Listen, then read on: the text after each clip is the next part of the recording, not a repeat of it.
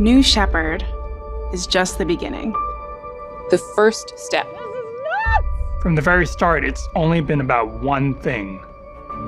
Earth. Earth, our blue origin. We've sent robotic probes all over the solar system, and it's full of wonders. Gas giants, rocky moons.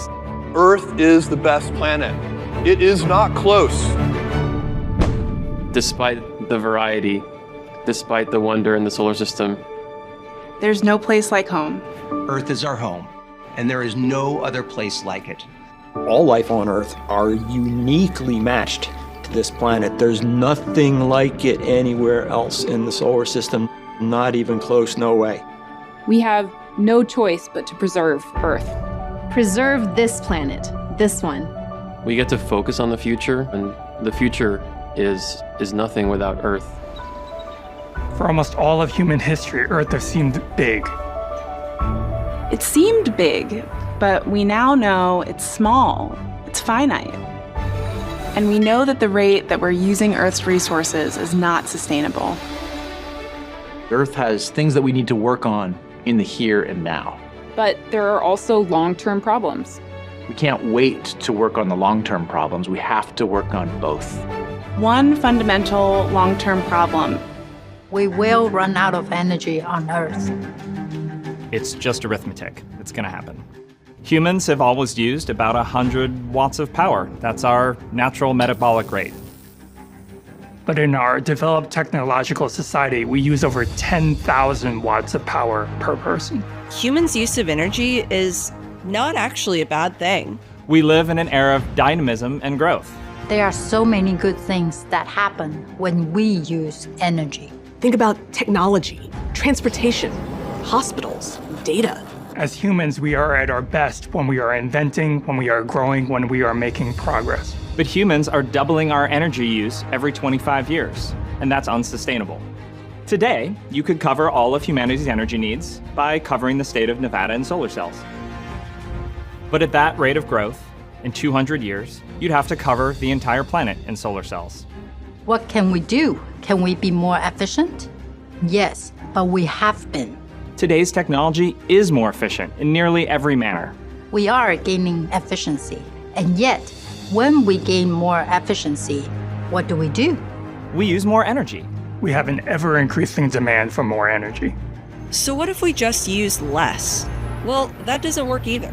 Throttling energy use means slowing down progress. You stop living in a world of abundance and you move to a world of scarcity and rationing. There has to be another way. There is another way. Space.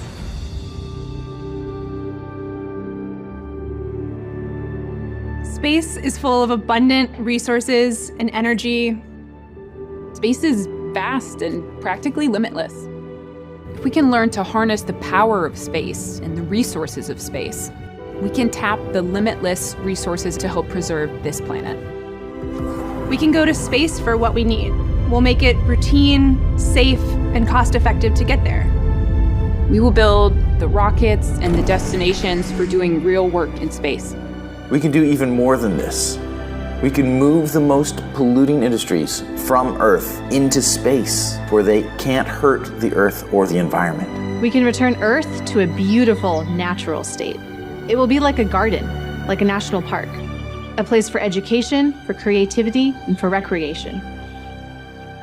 A place for enjoyment and for nature to thrive. In space, we can expand humanity. We don't want to leave Earth behind, but preserve it and expand humanity into space. We can have 1 trillion humans in the solar system, which means we'd have 1,000 Mozarts and 1,000 Einsteins. This would be an incredible civilization. Humanity will grow and progress and use energy for good. Humanity can expand into the solar system by building destinations close to Earth, close to our home planet. New places, places we haven't even dreamed of yet. Places that feel like home. Places where great work can be done using the resources of space. An expanse that is meant for everyone, all kinds of people.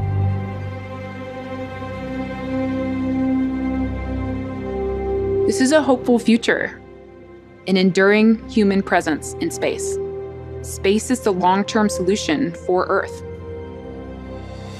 We are building a critical part of the infrastructure that's going to allow others to unlock the road to space so that future generations can unleash their creativity. It won't be easy. Space must become much, much more accessible to make this vision a reality. Big things start somewhere, and that somewhere happens to be today. There are certain gates we have to go through, certain prerequisites. If we don't do these, we will never get there. First, we have to radically lower the cost of access to space. This means reusable rockets. We have to get really good at using rockets over and over. Reusable rockets, reusable engines. Once you learn how to do that, you can basically start spinning this flywheel where the more you fly, the cheaper it gets. The cheaper it gets, the more you fly. Launch, land, repeat. Going back and landing a rocket is really hard. And it is absolutely essential that we get good at that so that we can drive down the cost of launch vehicles. BE-3, BE-4, BE-7, all made from the ground up to be reusable propulsion systems. Operational reusability. That means making space travel as routine as air travel is. This is what will radically bring down the cost of getting to space. And we are bringing all of that learning to New Glenn, the next step of building the road to space. Once you have low-cost access to space, the next gate becomes harnessing the resources of the solar system. There are so many more resources up there in space than there is on our planet. I mean, everyone's familiar with this idea of locally sourced goods, and this is just a really extreme version of that. The moon is where we'll learn to do all this. The moon has a vast quantity of resources. And if we can learn to harness those resources, we can travel without stressing the Earth. That's the goal. We'll go to space, and we'll use its resources to power our transportation and build destinations. Anything we need, we will use the stuff in space to make it happen. The moon is the next thing. We're going back. It's time to go back to the moon, this time to stay.